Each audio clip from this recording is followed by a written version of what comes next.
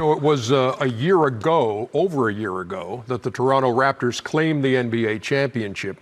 On that night in Oakland, Raptors president Masai Ujiri was involved in an altercation with a sheriff's deputy as he tried to make his way to the court for the trophy presentation.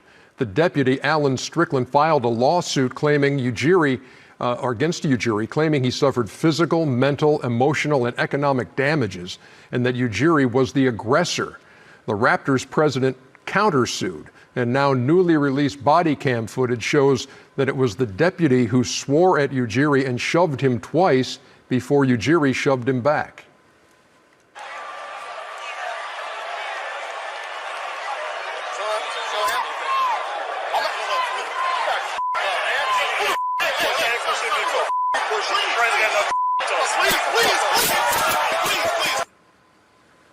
Now, after the Raptors' win over Brooklyn this afternoon, Fred VanVleet addressed that situation.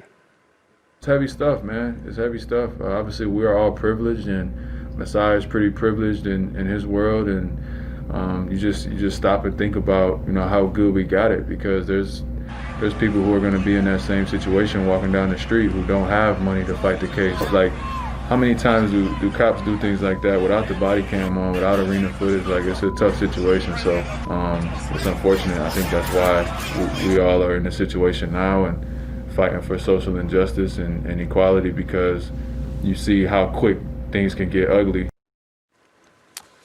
And I know how much that bothered Masai Ujiri. I talked to him on one of those NBA Togethers and talked about that incident and how, what it took away from that night in this great moment of celebration and reaching this level, and then having that happen. And now when you see that body cam footage, pretty much speaks for itself. Well, I got a chance to know Masai the last 2 years, 2.5 years, pretty well. The reason you hear all those whistles about me going places is because he called me in his office one day. He said, "Would you like to come up? I'd like to talk to you." I was like, "About what?" I had never met him in my life. And he said, "I think that you would make a great person in the front office. So can I be your mentor and tell you how to do it?"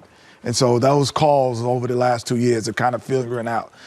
So when I heard it, it just threw me off. I was like, what the heck is going on? That's not him. It's not, That's not him. I was like, that's not him.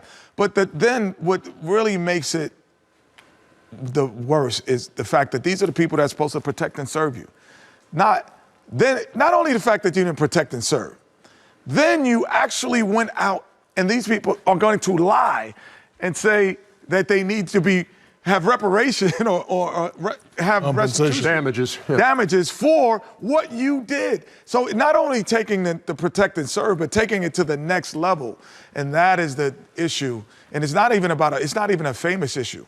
It's a police issue of thought that we've been fighting all this time, and now it's just body cams and cameras and phone cameras that are catching the things that have been happening.